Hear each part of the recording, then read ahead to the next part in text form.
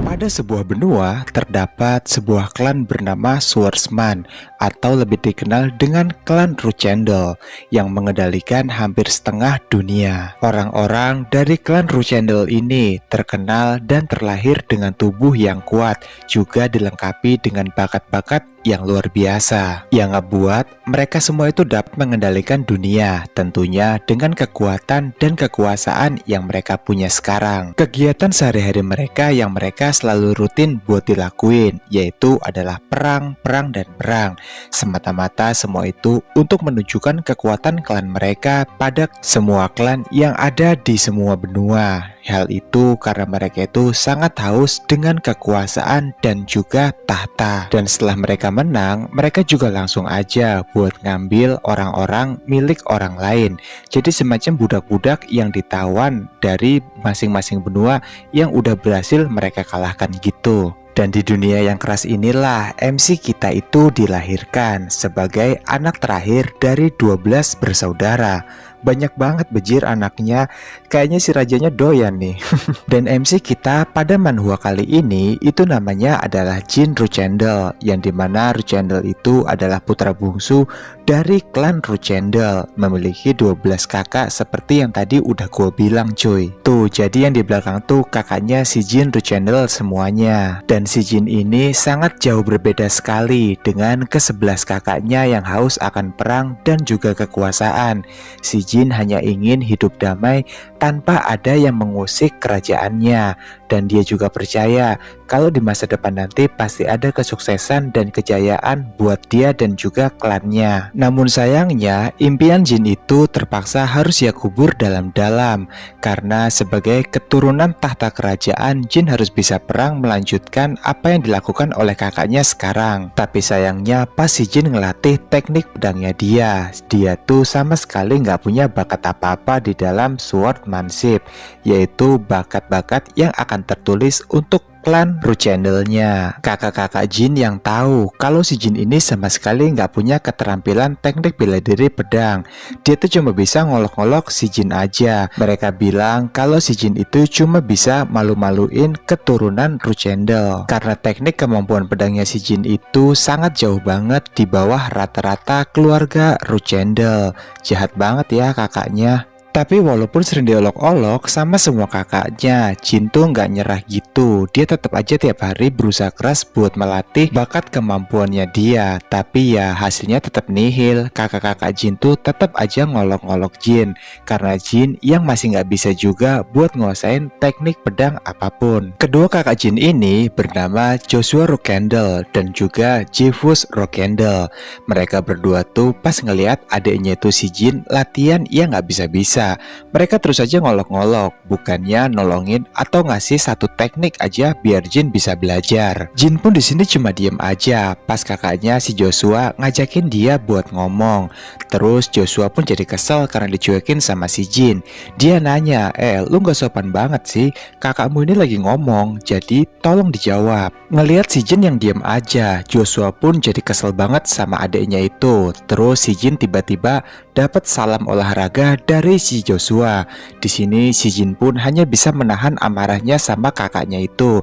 Tapi karena nggak punya kekuatan, dia pun hanya bisa diem aja. Akhirnya si Jin pun jadi kesel banget nih karena terus dapat salam olahraga dari si Joshua.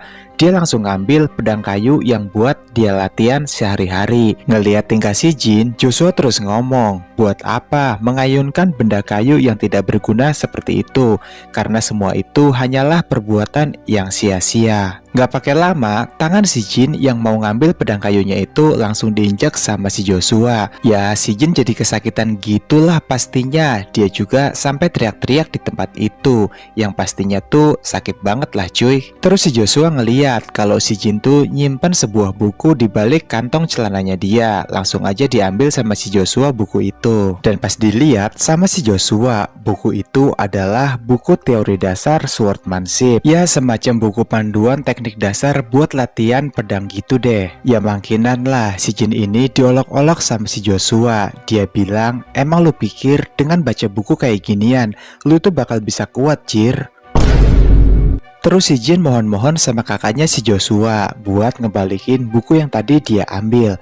Tapi si Joshua malah matahin pedang kayu yang buat latihan si Jin. Habis itu sambil terus ketawa-ketawa, si Joshua langsung ngerobek buku itu di depan Jin. Yang ngebuat Jin pun kayaknya terpukul banget deh karena ngeliat buku itu disobek di depannya dia. Emang apa artinya ya buku itu? Ya udah, nanti kita sama-sama cari tahu ya. Joshua ngomong sama si Jin kalau mereka berdua tuh ngelakuin ini sama si Jin bukan karena benci, tapi ingin menyelamatkan Jin dari bakatnya yang payah banget. Tapi Jin pun tetap meronta aja. Dia minta buy one adu mekanik sama kedua kakaknya itu. Sontak aja Joshua juga di sini jadi marah. Jadi apa kayak gini, balasan sopan santun lu sama gua. Dan sebagai seorang kakak yang baik, kayaknya Joshua tuh perlu deh buat ngajarin sopan santun sama adik bontotnya si Jin. Jin juga sadar kalau dari 12 bersaudara cuma dia aja yang punya bakat payah banget. Tapi Jin pun mikir kalau semua ini mungkin aja cuma butuh kerja keras dan latihan yang serius. Dengan begitu nantinya Jin akan diakui sebagai anggota keluarga dari klan Ruchendel. Bahkan bisa menjadi satu-satunya yang terbaik dari anggota klan Ruchendel dengan bakat kemampuan yang di luar nalar. Tapi karena si Jin ini tiap harinya dia tuh latihan tapi nggak ada hasilnya gitu, kemampuannya tetap aja payah. Akhirnya di umur 23 tahun Jin pun diusir paksa oleh semua kakaknya dari klan Ruchendel. Jin yang nggak tahu arah dan tujuannya itu mau kemana. Dia pun hanya bisa mikir pastinya dia akan jadi seorang gelandangan jika keluar dari klan ini. Tapi karena udah diusir paksa sama semua kakaknya di klan Ruchendel, akhirnya Jin pun pergi meninggalkan klannya. Yang nggak taunya saat itu adalah saat keberuntungan buat si Jin karena dia mulai bertemu dengan master yang sangat kuat. Master ini dengan sabar banget ngajarin si Jin sampai si Jin tuh akhirnya ngerti kalau sebenarnya si Jin itu rupanya punya bakat yang setara sama kakak-kakaknya atau bahkan lebih kuat dari mereka semua. Tapi nggak taunya di klannya dia kalau bakat itu sebenarnya dilarang dan nggak boleh digunain. Tapi si Jin malah bisa menguasainya dengan sangat baik. Bakat yang dipunya sama si Jin sekarang itu bernama bakat magic. Bakat terlarang yang tidak disarankan untuk digunakan di klan Ruchendel. Karena semua kakak Jin itu punya sebuah bakat teknik pedang yang sangat overpower hingga bisa buat naklukin semua klan-klan lain yang ada di seluruh benua. Tapi bakat magic yang dipunya sama si Jin ini merupakan sebuah bakat penyembuhan. Jadi ya bertolak belakang banget kan. Makanya kenapa dilarang digunain di klan Ruchendel. 3 tahun pun udah dilalui sama si Jin dengan latihan yang sangat keras. Hingga dia pun sekarang sadar kalau dengan menghubungkan mana yang terdapat di alama dengan mana seorang magician seperti Jin, maka Jin bisa memulihkan mananya sendiri. Juga bisa menguatkan magic selanjutnya yang akan dikeluarkan sama si Jin. Suatu hari Jin pun ada di sebuah tempat yang nggak tahu di mana gitu, tapi di sana dia tuh niatnya buat ngelatih semua kemampuan yang dia punya sekarang. Terus pas lagi latihan di tempat itu, Jin pun tiba-tiba aja kaget banget karena ada seseorang yang manggilin namanya dia. Siapa sih kira-kira orang ini? Itulah kata Jin. Ditambah lagi pas dia nengok ke kanan dan ke kiri nyariin siapa yang terus manggilin dia. Gak ada satu orang pun yang kelihatan di tempat itu karena selain tempatnya gelap dan akses buat ke tempat ini tuh gak taunya susah parah. Jadinya dia yakin kalau gak ada orang lain selain dia. Tapi suara itu pun semakin kenceng manggilin nama Jin. Jin pun di sini mikir, apakah ini adalah monster penunggu tempat ini? Ya siapa ya? Kok bisa ada orang yang bisa tahu namanya dia? Terus persis di depan Jin sekarang, tiba-tiba aja ada sebuah bayangan yang gak tahu apa itu. Ya belum jelas sih bayangan atau sosok itu deh. Tapi yang jelas dia tuh bilang kalau dia adalah Master of All Shadow. Master Shadow juga ngomong kalau namanya dia adalah Jin Ruchendel yang merupakan anak terakhir dari klan Ruchendel. Yang beberapa tahun lalu diusir dari klan Ruchendel karena gak punya bakat apa-apa. Menurut Master Shadow, kalau si Jin ini sebenarnya punya bakat keterampilan khusus sama seperti kakaknya yang lain. Tapi karena sebuah kutukan, dia pun akhirnya nggak bisa pakai bakatnya itu, yang dikenal sebagai kutukan Blood Illusion, sebuah kutukan yang menekan bakat seseorang swordsman seperti Jin. Master Shadow juga tahu pastinya kutukan semacam ini tuh sangat menyiksa sekali untuk seorang Ruchendel seperti Jin. Dan mungkin karena hal itulah Jin dipanggil ke hadapan Master Shadow, yang sebenarnya Jin kemari bukan karena keinginannya untuk latihan di tempat ini, melainkan kekuatan magician yang ia miliki sekarang itu menuntunnya untuk bertemu dengan Master Shadow. Master Shadow mengatakan pada Jin kalau mulai saat ini dan kedepannya nanti itu udah nggak ada lagi kutukan yang bakalan nyegel bakat yang dia punya. Bahkan Jin akan menjadi istimewa sekali di hadapan semua kakaknya di klan Ruchendel nantinya, tentunya dengan bakat kemampuan yang dimiliki oleh Jin. Dan selain mengembalikan bakat kemampuan yang dipunya sama si Jin ini, gak taunya Master Shadow juga bilang kalau dia akan menginvasi semua kekuatan yang dia punya buat Jin, atau memberikan kekuatannya dia tuh sama si Jin. Jadinya si Jin nantinya bakal jadi penguasa sejati di klan Ruchendel. Sehabis dikasih semua kekuatan dari Master Shadow, Jin pun kembali diteleportasi ke tempatnya dia, yang tentunya sekarang Jin udah overpower banget. Tapi walaupun udah overpower parah, si Jin di sini bingung. Dia kan cuma bisa kemampuan magician aja, sedangkan sebuah teknik bela diri pedang yang dikasih sama Master Shadow itu dia nggak bisa gunain sama sekali. Walaupun Master Shadow udah ngasih pedang yang berkekuatan tinggi buat si Jin latihan. Akhirnya malam itu juga Jin mutusin buat langsung gunain pedang itu latihan. Buru-buru dia terus keluar dari rumah dia yang sekarang. Di luar rumah, Jin langsung aja nyabut pedang kekuasaannya dia dari sarungnya. Ya tujuannya sih pengen buru-buru bisa nguasain kultivasi yang dia punya sekarang. Walaupun berkali-kali mencoba, si Jin itu tetap aja gagal buat ngegunain pedangnya itu. Tapi dia nggak nyerah cuy, dia tetap aja fokus buat latihan. Jin terus ingat pesan-pesan terakhir dari Master Shadow kemarin, kalau sebenarnya Jin kembali mengambil pedang yang sudah hampir ia campain. Terus dia itu bakalan bisa ngelihat level baru yang dia punya sekarang. Pada akhirnya pedang yang tadinya itu terasa berat banget pas dipakai sama si Jin, sekarang tuh jadi ringan banget dan seakan-akan nggak punya berat. Hal itu rupanya ngebantu banget buat si Jin, karena pedang yang berat dan juga tidak memiliki teknik kultivasi apapun dalam bela diri pedangnya. Tapi sekarang perlahan-lahan Jin mulai bisa buat ngatur teknik pedangnya dia. Terus si Jin ngeluarin ide gilanya gitu. Dia tuh penasaran banget apa jadinya kalau pedang pemberian dari Master Shadow dimasukin sama kekuatan magic yang dia punya. Gak pakai lama, Jin langsung ngewujudin semua itu. Habis itu terciptalah sebuah senjata pedang yang kekuatannya gak bisa diraguin lagi. Sontak aja dong, karena hal itu Jin jadi seneng banget. Karena sekarang selain kultivasinya meningkat dengan pesat, dia juga punya senjata yang mungkin dia aja yang punya senjata ini di seluruh benua, karena kekuatannya tuh nggak kaleng-kaleng. Habis itu pas si Jin lagi latihan di bawah sinar bulan, yang ngelatih teknik pedangnya dia lah tentunya. Terus tiba-tiba aja ada pasukan yang nggak tahu datang dari mana. Pasukan itu langsung aja ngebantai si Jin, yang ngebuat kondisi si Jin jadi sekarat kayak gini. Di waktu yang sama, si Jin terus ngedengar kalau ada orang yang teriak-teriak gitu, seakan-akan dia tuh kayaknya minta tolong.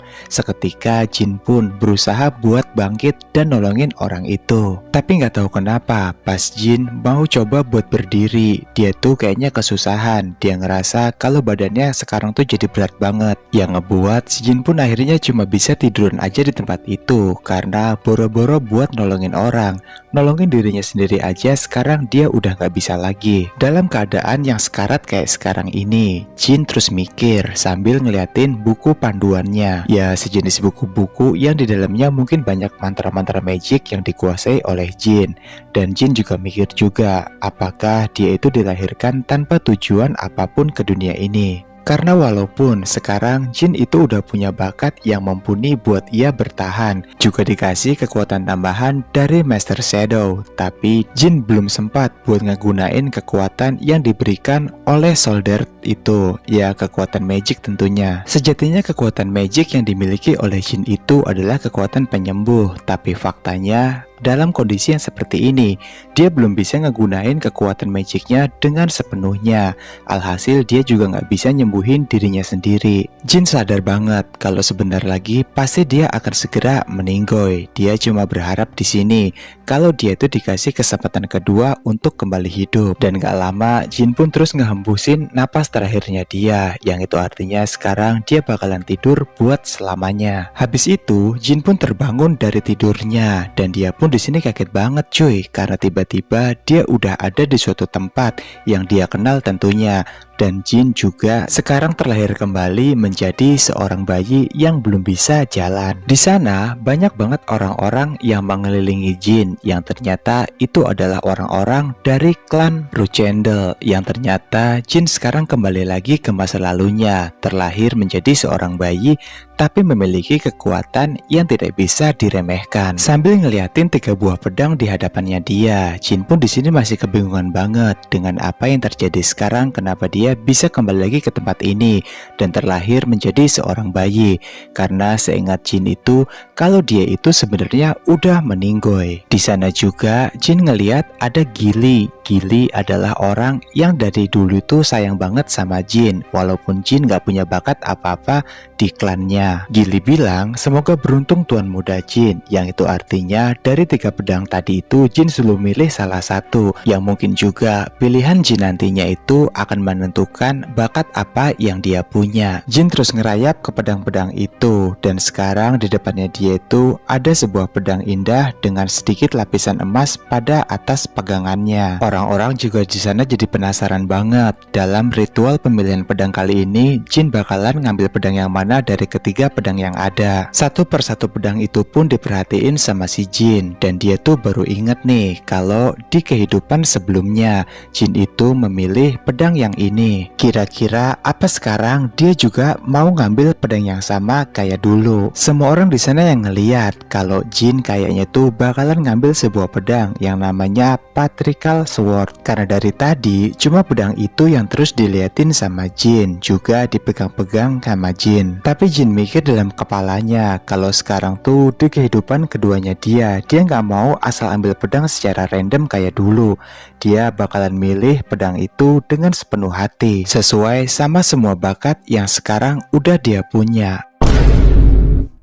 Ngelanjutin buat chapter manhwa yang kemarin nih. Jadi nggak taunya pada kehidupan keduanya kali ini, si Jin itu kembali mengambil pedang yang sama. Sebuah pedang berlapis emas gitu yang namanya Patrick Sword. Ya semua orang di sana bingung dong, karena secara gitu cuy, kalau pedang itu adalah pedang yang paling lemah di antara semua pedang milik keluarga Ruchendel. Semua orang di klan Ruchendel juga mulai ngetawain si Jin. Mereka menganggap kalau si Jin pasti satu-satunya putra kerajaan Ruchendel yang paling lemah banget. Yang pastinya sih di masa mendatang kalau tuan muda Jin ini sama sekali nggak akan berguna banget buat klan Ruchendel itu sendiri saat para musuh dari klan Ruchendel nyerang atau bahkan menyerang dari klan lain. Tapi kayaknya apa yang dipikirin sama orang-orang ini tuh kayaknya salah deh cuy, karena menurut Jin sendiri dia yakin banget kalau pedang yang dianggap lemah sama semua orang ini nantinya bakalan jadi sebuah pedang pusaka yang sangat overpower banget. Habis si Jin milih pedang yang ia pilih di ritual pemilihan. Ritual pemilihan pun udah selesai aja. Terus raja pun nyuruh semua orang buat mindahin si Jin ke Strum Castle buat latihan di sana. Ya sampai usianya 10 tahun gitu baru dia boleh pergi kemana aja yang dia mau. Di dalam Strum Castle, Jin cuma ditugasin buat belajar dan terus belajar, gali semua bakat yang dia punya dalam dirinya. Ya jelas aja si Jin tuh ngerasa bosen dan 10 tahun ini sama sekali nggak berguna apa-apa buat dia. Karena kan dia tuh sebenarnya udah punya kekuatannya sendiri, yaitu sebuah kekuatan magic. Ya walaupun sih dilarang di kerajaan Ruchendel, tapi dia juga kan ditambahin kekuatan baru dari Master Shadow kemarin. Jadi ya pastinya tuh udah jauh lebih kuat lah dari ke-12 kakaknya yang ada di klan Ruchendel ini. Tapi karena ini udah jadi peraturan di keluarga Ruchendel, akhirnya Jin pun gak bisa berbuat apa-apa. dia cuma bisa nurutin peraturan yang udah dibikin sama ayahnya, yaitu tetap diam di Shroom Castle sampai usianya itu udah genap 10 tahun gitu. Yang itu artinya Jin masih punya waktu 3 tahun lagi buat ada di tempat ini. Ya pastinya si Jin gabut banget ya di sana. Pelayan Jin yang setia buat nemenin dia di tempat itu sambil belajar. Terus tiba-tiba aja terkejut sambil berteriak, "Apa itu tuan muda?" Yang kayaknya sih dia ngelihat sesuatu yang aneh gitu dan juga nyeremin banget. Yang gak taunya itu adalah sebuah burung yang mati, yang kira-kira sih kayaknya baru aja dibantai gitu. Dengan wajah yang tatapannya itu dingin banget menatap tajam ke arah burung itu. Akhirnya Jin pun tahu nih, kalau satu-satunya orang yang bisa ngelakuin ini tuh adalah dua orang kakaknya yang sangat jahil banget. Sebab Shroom Castle itu cuma bisa diakses oleh keluarga besar dari klan Ronchendel. Habis itu, pelayan ini pun ngasih tahu sama si Jin kalau kayaknya tuh ada yang datang ke tempat ini. Yang gak taunya bener aja, sosok yang datang itu adalah dua orang kakak Jin. Ngeliat Jin yang lagi sedih gitu karena tiba-tiba aja ada burung yang meninggoy. Kedua kakaknya ini pun bukannya ngerasa iba atau gimana gitu sama si Jin, dia malah ngolok-ngolok si Jin sambil ketawa cekakakan gitu. Kakak Jin ini yang paling jahil namanya itu Daytona Ronchendel. Usianya tuh paling baru 9 tahunan gitu. Dia merupakan putra ke-12 dari 13 bersaudara di keluarga Ronchendel. Dan yang satu lagi namanya itu Haitona Ronchendel. Umurnya juga sama 9 tahun, yang merupakan juga putra ke-12 dari 13 bersaudara. Jadi mereka tuh sebenarnya kembar ya cuy di sini. Secara terang-terangan mereka berdua pun ngomong sama si Jin kalau sia-sia aja kerja keras mereka buat ngerjain si Jin. Malah pelayan duluan yang nemuin burung mati itu. Dari perkataan kedua kakaknya itu akhirnya Jin tahu kalau mereka lah yang telah membuat burung ini meninggoy dunia. Ya walaupun sih itu cuma burung, tapi buat Jin ini nggak bisa dibiarin. Karena walaupun cuma burung, tapi dia tuh sebenarnya makhluk bernyawa yang tidak boleh dihabisi gitu aja. Burung itu terus diambil sama si Jin. Dia terus taruh di balik bajunya, yang kayaknya sih dia pengen nguburin burung itu dengan layak. Jin jadi sedih banget karena burung itu mati dengan cara yang sia-sia. Jangankan cuma burung cuy, kedua kakak Jin ini walaupun tampangnya sih nggak OP-OP amat ya, tapi mereka berdua tuh terkenal jahat setelah menjadi flag bearers, yaitu seseorang pembawa panji atau bendera yang merujuk pada peran khusus dalam klan Ronchendel, yang merupakan juga keluarga terhormat dalam seni bela diri dan juga pedang. Di klan ini, seorang flag bearers dipilih berdasarkan kemampuan mereka dan juga status mereka dalam keluarga, serta dianggap juga sebagai salah satu anggota elit yang memiliki tanggung jawab yang sangat besar.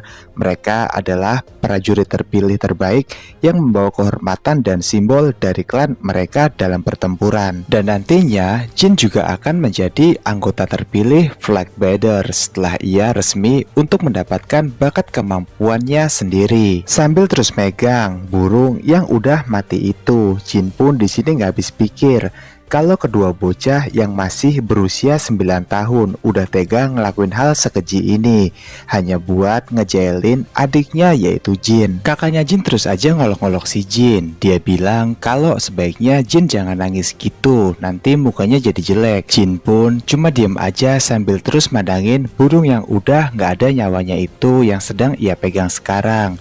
Terus kakaknya nanya lagi, "Lu denger gak sih kalau gue itu lagi ngomong sama lu?" Si Deutona ini konyol banget ya cuy. Terus si Hautona ngedeketin si Jin. Dia ngomong kalau suara si Jin itu kecil banget, jadi dia tuh gak denger apa yang dibilang sama si Jin. Tapi gak cuma itu cuy, kayaknya si Hautona ini mau ngasih salam olahraga sama si Jin. Ya sama persis lah kayak kehidupan sebelumnya yang dialami sama si Jin ini. Tapi bedanya kali ini Jin pun ngelawan cuy. Dia langsung megang tuh tangan kakaknya si Haitona. Si Haitona jadi kaget lah, kok nih bocah jadi tiba-tiba aja berani gini sama gua. Padahal si Jin ini kan ceritanya adalah anggota keluarga dari klan Ronchendel yang paling lemah gitu. Terus Jin ngomong sama si Haitona kalau sebaiknya mereka tuh berdua harus dikasih pelajaran biar nggak semena-mena lagi sama makhluk hidup yang lainnya. Gak pakai lama, si Jin ini ngesalam olahraga si Hetona karena dia udah kesel banget sama sikap kakaknya itu. Hetona di sini nunjukin nih cuy kalau dia tuh marah sama si Jin. Dia bilang, kok lu berani banget sih sama abang lu kayak gitu? Jin gak peduli gitu sama perkataan si Hetona. Dia terus aja mukulin abangnya. Ya karena dia itu tahu si abangnya ini adalah orang yang sama sekali gak punya peri kemanusiaan. Sampai-sampai Hetona udah gak kuat lagi nahan serangan dari si Jin. Dia sampai ngejengkang cuy di sana. Ini baru namanya pembalasan yang sangat tepat. Jin bilang kalau selama ini dia tuh cuma nahan diri aja dari semua kelakuan yang diperlakukan kakaknya, yaitu si Daytona sama si Hetona pada si Jin itu sendiri. Tapi semakin dia diem bukan berarti dia nggak berani, tapi malahan dia itu diinjek-injek sama kakak-kakaknya. Dan mulai sekarang Jin gak bakalan diem aja kalau siapapun yang ada nginjek-injek harga dirinya lagi. Melainkan bukan karena dia itu kurang ajar sama semua kakaknya.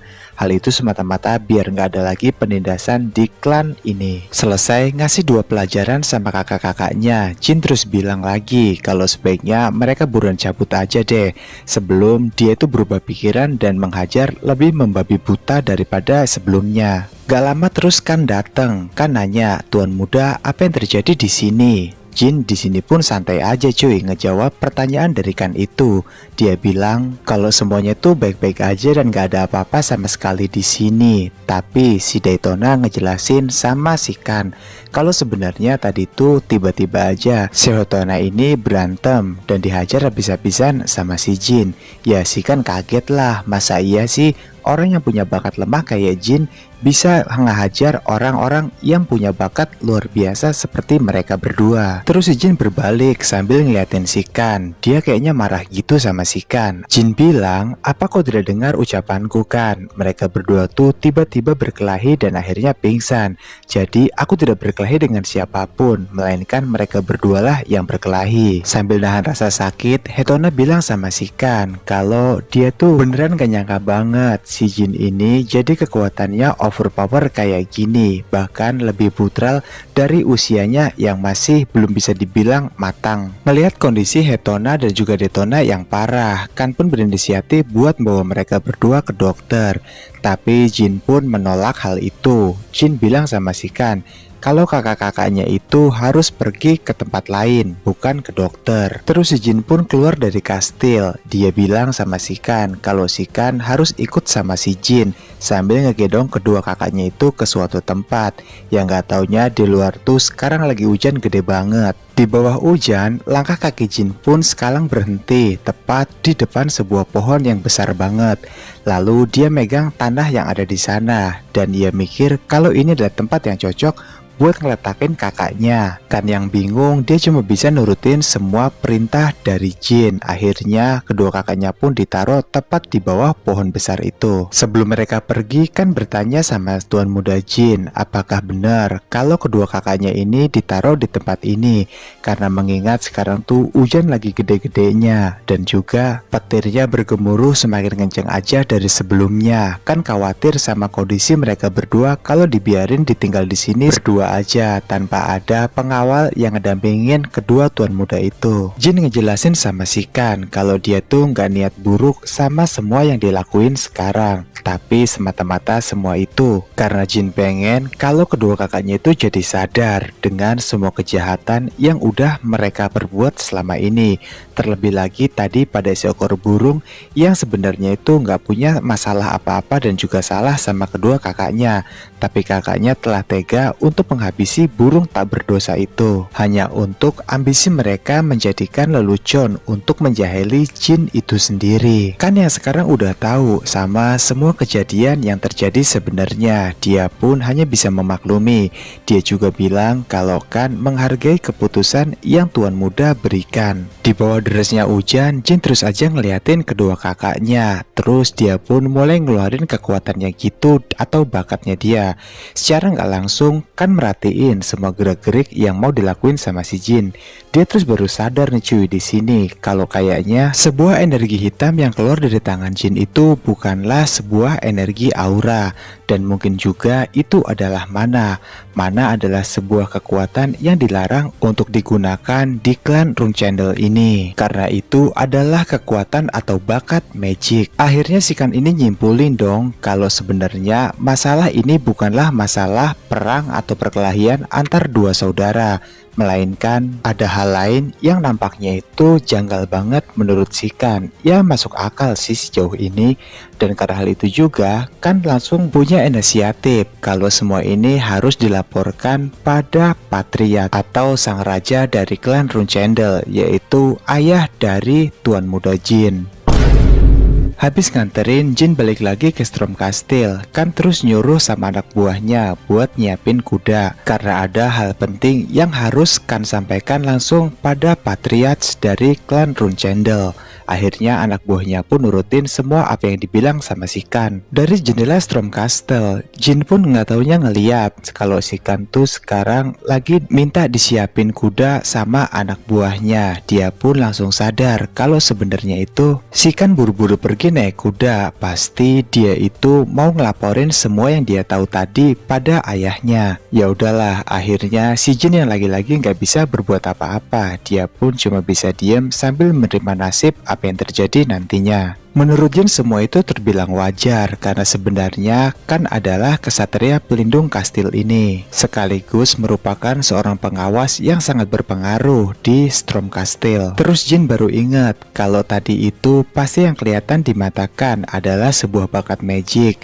Jadinya mungkin dia itu nggak akan tinggal diam karena ngelihat ada orang yang bisa atau mempelajari bakat magic, sekalipun itu adalah putra keturunan dari keluarga Rune Candle. Sebab jika ada sesuatu hal yang tidak diinginkan terjadi di klan ini, maka Kanlah satu-satunya orang yang harus bertanggung jawab untuk semuanya. Di sebuah hutan, ke-12 kakak dari Jin bersama dengan sang ayah beserta para pasukannya rupanya sedang berada di sana. Pada sang ayah, Joshua sedang melaporkan bahwa mereka telah berhasil mengumpulkan 7 Knights of Rune Candle yang masing-masingnya memimpin 200 prajurit. Ini menunjukkan bahwa dia tengah mempersiapkan pasukan untuk satu misi penting atau pertempuran khusus. Kemungkinan besarnya terkait dengan rencana keluarga Rune Candle untuk mempertahankan atau memperluas daerah kekuasaan mereka pada semua klan yang ada di benua ini. Laporan Joshua itu pun membuat Raja Chiron menjadi sangat senang. Ia beranggapan jika pasti kekuatan klan Rune Candle tidak akan mudah untuk dikalahkan oleh klan yang lain. Kemudian Kan datang. Ia langsung memberitahukan semua informasi yang telah ia lihat dengan mata kepalanya sendiri tadi di Storm Castle. Hal itu pun membuat Luna akan bertemu langsung dengan Jin nantinya.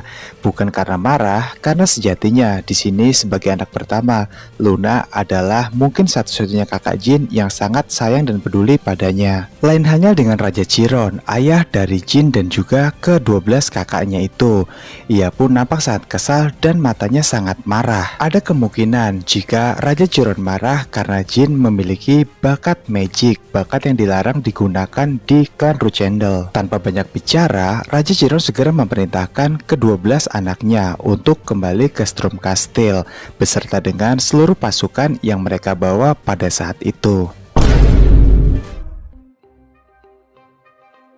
Keputusan Raja Chiron untuk segera kembali menuju Storm Castle rupanya membuat seluruh putra dan putri mahkota dari klan Rune Candle menjadi sangat bingung. Hal itu pun membuat Mary yang merupakan generasi ketujuh dari klan Rune Candle bertanya pada kakaknya yang bernama Dispus, ada apakah dari semua ini?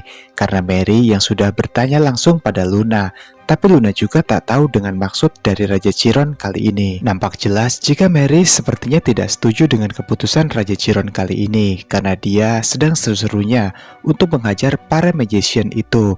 Tapi di sini, Dispus pun berkata jika dia juga tak tahu apa yang dimaksud oleh perintah sang raja kali ini. Tapi si kembar Tona baru keluar dari Storm Castle kira-kira setahun lagi. Jadi Dispus tidak berpikir sama sekali tentang mereka berdua, dan kemungkinan beliau berencana sana untuk menemui si bungsu yaitu Jin. Sontak saja, perkataan dari Disbus itu membuat Mary menjadi sangat terkejut karena adik bungsunya Jin memilih sebuah pedang Patriot Sword di ritual pemilihan kemarin yang menurut Mary jika hal itu terasa sangat aneh untuk keluarga Runechandel. Memang benar, di balik kekuatan dan juga sikap dingin dari Raja Chiron, beliau ini susah ditebak isi hatinya. Luna pun meminta Mary untuk sebaiknya diam saja jika tidak ingin mendapat hukuman yang berat dari ayah mereka nanti. Mary pun meminta maaf dengan Luna atas sikapnya kali ini. Nampaknya Mary masih sangat penasaran dengan kekuatan yang dimiliki oleh adik bungsunya yaitu Jin. Sampai-sampai Raja Chiron ingin melihatnya secara langsung seperti ini. Apakah memang kekuatan dari si bungsu Jin itu memang sehebat itu? Ujar Mary. Sementara di Storm Castle saat ini, pelayan Jin pun sedang membantunya untuk mengenakan baju yang indah. Di sana pelayan pun bertanya, kenapa Raja Chiron ingin segera datang ke Storm Castle untuk bertemu dengan Jin? Ada apakah memangnya? Tapi Jin pun berkata jika ia juga tidak tahu dengan semua yang terjadi. Tapi Jin sadar jika memang benar, semalam itu kan memang datang menemui Raja Chiron untuk melaporkan semua kekuatan magic yang ia miliki pada sang raja. Jin pun di sini sadar jika Kan adalah satu-satunya pengawal kerajaan yang sangat setia dan jujur padanya, dan pastinya Kan tidak mungkin melaporkan jika Jin memiliki kekuatan magic pada Raja Chiron. Tapi masalahnya, jika kekuatan magic adalah satu-satunya kekuatan yang dilarang untuk digunakan di klan Runechandel, yang mungkin saja dapat membawa sebuah malapetaka besar untuk klan Runechandel nantinya. Dan sebagai abdi negara dan juga kesatria pedang milik klan Runechandel, apakah Kan benar-benar tidak akan melaporkan kekuatan magic yang dimiliki oleh Jin pada Raja Chiron? Jika Kan benar-benar melaporkan perihal kekuatan magic yang dimiliki oleh Jin ini pada Raja Chiron, maka habislah sudah riwayatnya. Jin sadar apapun alasannya yang akan ia berikan pada Raja Chiron nantinya, pasti semua itu tidak akan dibenarkan oleh sang raja. Tak berselang lama, pintu gerbang Storm Castle pun terbuka, yang ternyata itu adalah kedatangan Raja Chiron bersama ke-12 kakak dari Jin, serta para pengawal yang selalu mengikuti mereka pergi. Satu persatu pengawal dari Raja Chiron pun mulai memasuki Storm Castle, yang tak lama kemudian muncullah Raja Chiron. Di sana raut wajahnya sangat dingin dan juga nampak sangat murka sekali. Entah dia sudah tahu belum dengan semua kekuatan magic milik Jin, atau ada hal lain yang mungkin saja disembunyikan olehnya. Dengan nada yang sedikit tinggi, Raja Chiron berkata pada pengawal pribadinya di Storm Castle, "Panggil segera si kembar Tona untuk menghadap kemari," ujar Raja Chiron. Tak lama, si kembar Tona pun kini sudah berada tepat di hadapan Raja Chiron dengan tubuh yang sangat gemetar dan juga keringat yang bercucuran, menandakan jika mereka sangat takut sekali pada situasi itu. "Aku dengar kalian berkelahi dengan Jin. Apa kesalahan yang kalian perbuat hingga perkelahian itu terjadi?" Tubuh mereka pun semakin bergetar hebat sewaktu pertanyaan itu keluar dari mulut Raja Chiron. Mereka pun yakin jika mereka berdua bercerita yang sebenarnya, pasti hukuman berat akan diberikan pada mereka. Akhirnya si kembar Tona pun mengarang cerita. Daytona menjelaskan, "Ayah, kami tidak melakukan sesuatu yang salah pada Jin, melainkan Jin terlebih dahululah yang tiba-tiba saja menyerang kami berdua. Alhasil perkelahian itu pun lalu terjadi. Dan dari penyerangan kemarin, kami berdua melihat jika Jin menggunakan sebuah kekuatan aneh dalam bakat yang dimilikinya. Itu bukannya aura, namun sepertinya itu adalah kekuatan magic." Sontak saja Raja Chiron pun di sini mengerutkan matanya, yang mengartikan jika ia sangat terkejut dengan bakat yang dimiliki oleh Jin ternyata adalah bakat magic. Satu-satunya bakat yang tidak boleh dipergunakan apalagi dipelajari dengan baik di klan Runechandel ini. Dengan wajah liciknya, si kembar Tona berkata, "Jika bukankah bakat magic itu bakat yang sangat dilarang keras di klan Runechandel, Ayah?" Mary pun membenarkan perkataan si kembar Tona. Ia berkata, "Ayah, bukankah Ayah sendiri yang meminta pada semua orang di klan Runechandel untuk tidak mempelajari atau menguasai bakat magic dan akan diberi sebuah hukuman berat bagi mereka yang melanggar?" Karena hal itu, Mary pun meminta Raja Chiron untuk segera memberi hukuman pada Jin karena telah melanggar peraturan kejutan yang dibuat oleh Raja Chiron. Raja Chiron pun berteriak pada Mary dan memintanya untuk diam jika tidak diperlukan bicara. Raja Chiron pun memberitahu pada semua putranya yang ada di tempat itu jika mereka harus menanamkan hal ini pada hati mereka. Jika kalian semua bersikap seperti sekarang, saling menjatuhkan dan juga saling membenci pada saudara kandung sendiri, maka itu nantinya ayah pastikan kalian tidak akan pernah selamat di klan Runechandle ini karena musuh akan dapat dengan mudah untuk menghancurkan kalian semua. Perkataan Raja Chiron pun membuat segembar Tona menjadi sangat ketakutan sekali karena mereka berdua takut jika Raja Chiron tahu kalau semua itu hanyalah rekayasa mereka yang tidak suka dengan jin. Pada akhirnya dengan sangat lantang sekali Raja Chiron berkata, "Bawalah jin ke hadapanku sekarang juga." Mendengar jika dirinya saat ini dipanggil oleh Raja Chiron untuk menghadap, jin pun sangat merasa ketakutan seperti si kembar Tona. Hal itu semata-mata karena Jin tahu jika sebenarnya Raja Chiron adalah pria terkuat sekaligus paling dingin yang pernah Jin kenal sepanjang hidupnya. Namun, walaupun demikian, Raja Chiron ternyata adalah sosok ayah yang amat sangat menyayangi ke-13 putra dan putrinya, tanpa membedakan mereka satu sama lain. Meskipun Raja Chiron sendiri dinobatkan sebagai makhluk terkuat di area ini yang telah mencapai level demigod, bahkan telah mencapai level Genesis Knight. Dulunya, Raja Chiron adalah seorang pria biasa yang tidak memiliki kekuatan apapun. Tapi setelah mencapai level demigod tersebut, Raja Chiron menjadi manusia yang kehilangan perasaan kemanusiaannya dan menjadi seseorang yang cuma haus akan ambisi dan kekuatan untuk membuat klan menjadi yang terkuat. Jin pun merasa mungkin saja jika orang yang tidak memiliki bakat sworship seperti Jin saat ini itu adalah orang yang sama sekali tidak berharga untuk Raja Chiron. Namun sekarang semuanya pun sudah berbeda karena itu adalah kehidupan Jin di masa sebelumnya yang dimana ia sangat lemah di kala itu. Tapi pada kehidupan keduanya kali ini, Jin telah dibekali sebuah kekuatan luar biasa, yaitu kekuatan magic dari masternya, juga kekuatan lain yang beraura sangat mistis dari Shadow. Jin merasa jika dua kekuatan besar tersebut sudah cukup mampu untuk membuatnya menjadi keluarga dari klan Runechandle. Dengan langkah yang penuh dengan rasa percaya diri, Jin pun mulai menuju ke tempat Raja Chiron berada. Ia pun segera membuka pintu besar itu untuk menuju ke ruangan tersebut. Rasa percaya diri dari Jin itu membuat Mary dan juga Dipu sangat terkejut dan kagum dengan keberanian adik bungsu mereka. Di depan Raja Chiron, Jin pun langsung membungkuk. Ia berkata jika ia siap menerima perintah dari seorang patriciat. Sontak hal itu pun membuat Raja Chiron pun menjadi terkejut juga. Raja Chiron segera bertanya pada Jin, "Kenapa kau memanggilku dengan sebutan patriciat, bukannya ayah?" Jin menjelaskan dengan sangat tenang jika kakak laki-laki dan kakak perempuan serta Guardian Knight dan hampir ratusan orang yang datang kemari. Jadi saya rasa ini adalah kunjungan resmi dari Patriciat dan karena itulah saya memanggil Anda dengan sebutan itu, bukan dengan sebutan ayah. Mendengar jawaban dari Jin itu, Raja Chiron pun langsung menghela nafas dengan sangat pelan. Lalu ia berkata jika ia sangat menyukai jawaban cerdas dari Jin kali ini. Raja Chiron menjelaskan pada Jin jika kedatangannya ke Storm Castle karena alasan lain, bukan kunjungan seperti yang Jin kira. Jadi mulai sekarang panggillah aku dengan sebutan ayah. Itulah ujar Raja Chiron. Dengan segera Raja Chiron menatap tajam ke arah Jin. Ia langsung bertanya, "Apakah kau tahu Jin, apa kesalahanmu yang telah kau perbuat di Storm Castle ini?" Ternyata pertanyaan Raja Chiron itu dijawab tegas oleh Jin. Jin berkata jika ia hanya melakukan sebuah balas dendam saja. Mary lalu menambahkan jika seorang Runechandle melakukan sesuatu, maka mereka harus menerima akibat dari perbuatan yang mereka lakukan tersebut. Entah itu kebaikan ataupun kejahatan yang Jin lakukan pada si kembar Tona.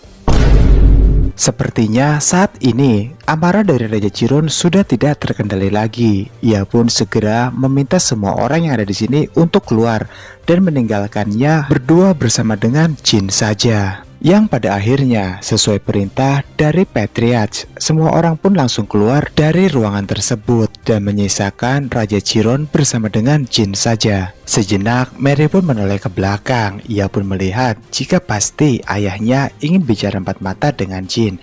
Yang mungkin itu juga pasti Jin akan mendapatkan hukuman berat dari sang raja. Raja Chiron menatap Jin dengan sangat dingin, yang sepertinya ada amarah yang ia simpan untuk putra bungsunya itu. Jin sendiri hanya terpatung membisu tanpa berkata satu patah kata apapun. Jin, aku menyuruh mereka semua untuk keluar, bukan tanpa alasan, melainkan aku ingin bertanya padamu secara pribadi. Si kembar Tona telah mengatakan hal yang sebenarnya padaku. Jika kau menggunakan sebuah kekuatan aneh, kau ingat Jin, dalam keluarga ini menggunakan magic sangat dilarang sekali. Karena saat kau mempelajari magic, itu artinya kau tidak akan bisa untuk melampaui batasan yang kau miliki. Sekarang cepat jelaskan Jin, kekuatan apa yang telah kau perbuat pada si kembar Tona tadi. Jin pun lalu terdiam sambil memikirkan jawaban apa yang harus ia berikan pada sang raja. Walaupun ia tahu jika mungkin jawabannya akan salah, setidaknya Jin telah berkata jujur dan sebenarnya. Lalu Jin pun mengakui semuanya di hadapan Raja Chiron, jika sebenarnya memang kekuatan magiclah yang ia gunakan.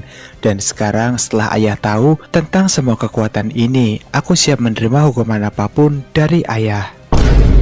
Tapi di samping kekuatan magic, aku juga punya bakat kemampuanku yang lain, yaitu kekuatan Solderet. Sejujurnya aku pun tak tahu ayah, kekuatan apakah ini. Yang pasti menurutku, bakat kekuatan ini bukanlah magic ataupun aura. Jadi, aku juga di sini sangat penasaran sekali ayah, disebut apakah bakat kekuatan yang kumiliki ini. Aku harap ayah tidak keberatan untuk menjelaskannya padaku. Tolonglah ayah, bantu aku untuk menjelaskan semuanya. Jin pun meminta Raja Chiron untuk memberi nama pada kekuatan yang belum ia tahu kali ini.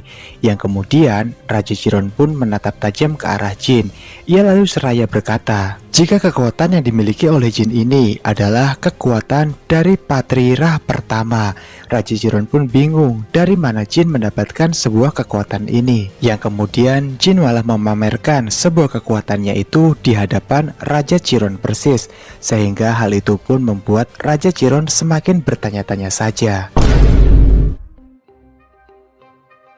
Sejauh ini Raja Chiron masih saja terus menatap putra bungsunya Jin tanpa mengatakan satu patah kata pun terhadapnya. Yang mungkin saja hal itu dikarenakan Raja Chiron ini sebenarnya tahu bakat kekuatan apa yang saat ini dimiliki oleh putra bungsunya itu. Hanya saja ia belum bisa untuk menjelaskan semuanya secara detail pada Jin dikarenakan usianya yang belum mencukupi menurut Raja Chiron. 5 menit kemudian keheningan di dalam Storm Castle pun akhirnya terpecahkan oleh suara dari Raja Chiron.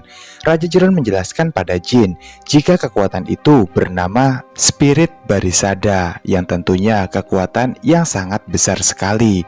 Raja Chiron bisa tahu semua itu dari sebuah pedang yang telah dipilih oleh Jin, terutama saat dia mendengar kabar dari Khan jika Jin memiliki sebuah bakat kekuatan yang sangat aneh dan terbilang sangat langka. Dan di luar dugaan, ternyata dugaan Raja Chiron selama ini salah terhadap Jin. Jin yang ia anggap sangat lemah, rupanya menjadi anak yang sudah ditakdirkan untuk menjadi seorang patriarch pada generasi selanjutnya. Jin bertanya pada Raja Chiron, apakah benar ayah, orang sepertiku bisa menjadi seorang patriarch pada generasi selanjutnya? Bukankah masih ada Kak Luna, Kak Mary, Kak Joshua, dan juga sekembar Tona serta yang lain?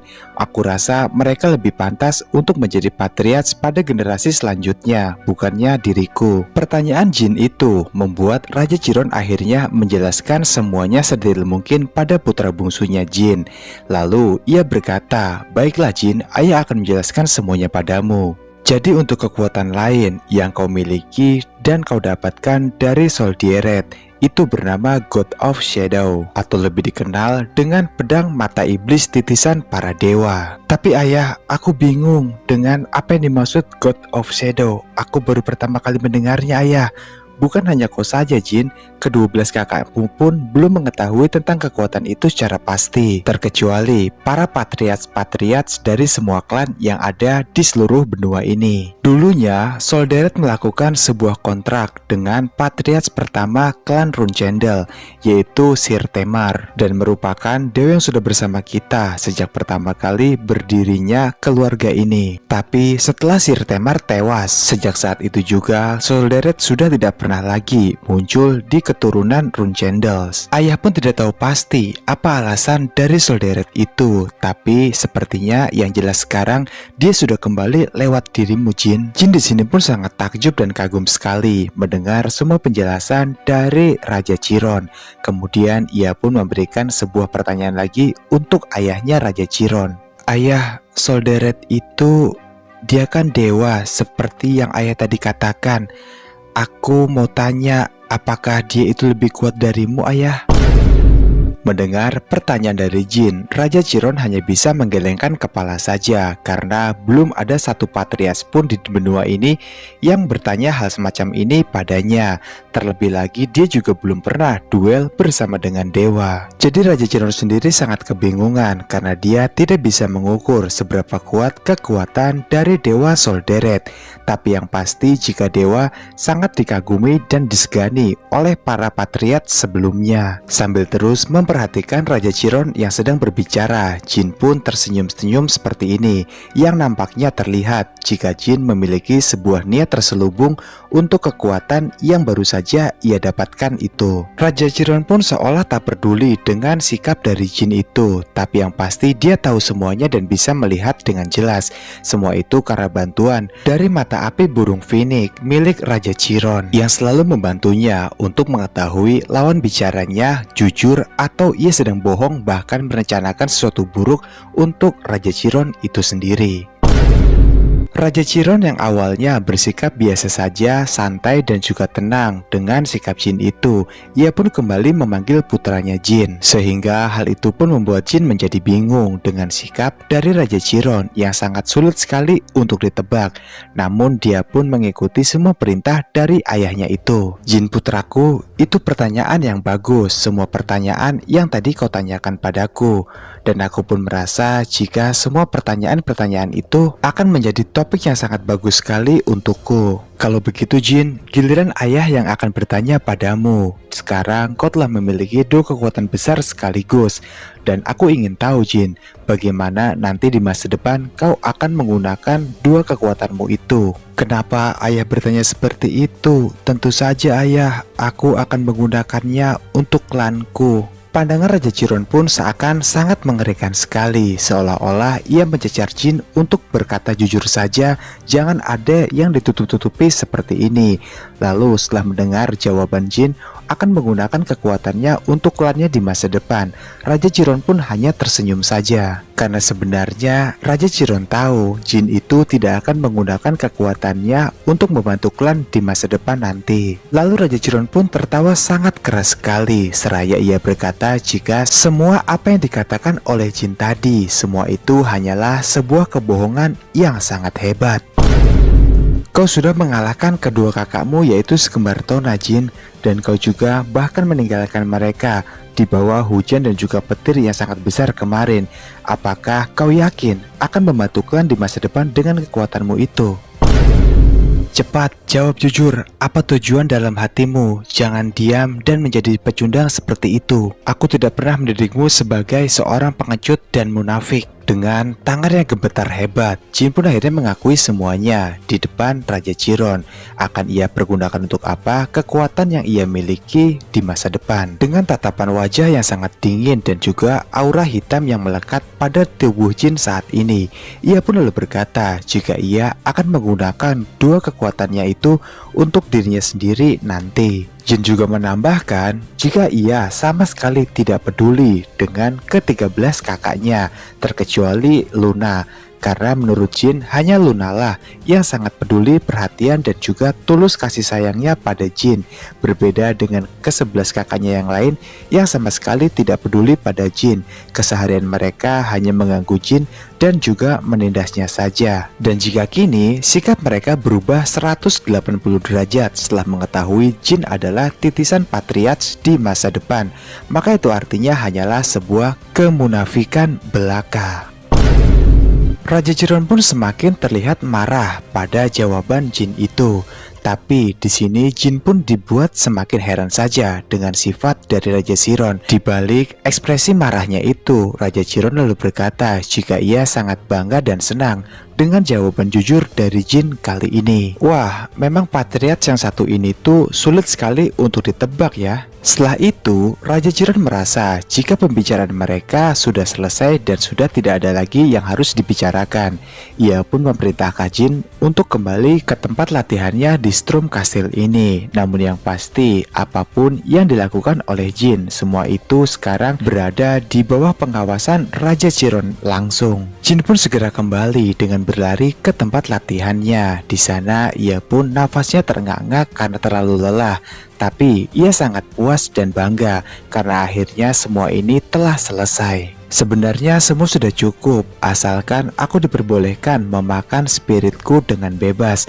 Tapi sekarang sepertinya aku harus lebih berhati-hati karena ayah yang mengawasiku secara langsung. Di kehidupan keduaku yang sekarang, aku benar-benar merasa hidup kembali dengan semua bakat kemampuan yang seharusnya aku miliki.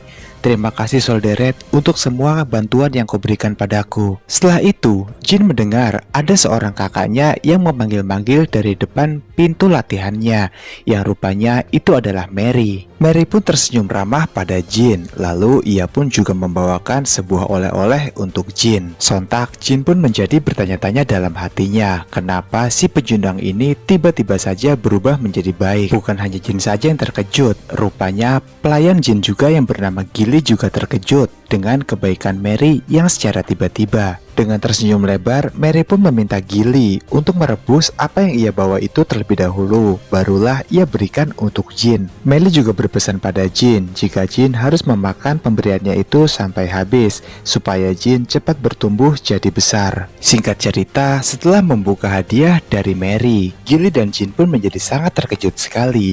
Bagaimana tidak, rupanya hadiah yang harus dimakan oleh Jin pemberian dari kakaknya Mary adalah Poinic Heart. Yang lebih tepatnya itu adalah jantung dari Poinic Heart. Menurut Jin sendiri, jika Mary sama gilanya dengan kakak-kakaknya yang lain, karena ia memberikan sebuah jantung Poinic Heart untuk anak yang baru saja berusia 7 tahun seperti Jin ini. Pada akhirnya Jin pun akhirnya tahu apa maksud dari perkataan Mary tadi yang memintanya untuk Jin agar cepat tumbuh besar.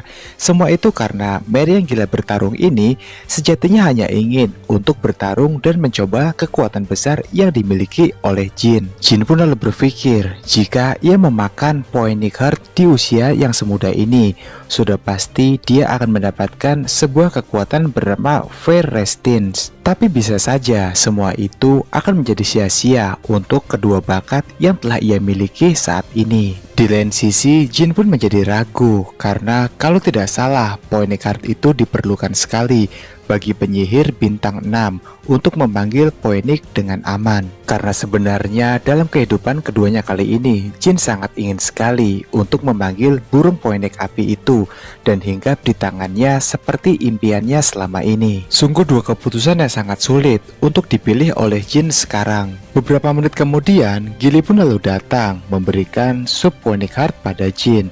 Dan Jin pun di sini masih ragu memakannya atau tidak, karena jika dimakan sudah pasti ia akan dengan mudah memanggil Poinic api untuk hinggap di tangannya. Tapi itu artinya juga Jin harus kehilangan kekuatan yang telah diberikan oleh Solderet. Di tengah keraguan Jin itu, tiba-tiba saja datang dua kakaknya yaitu si kembar Tona.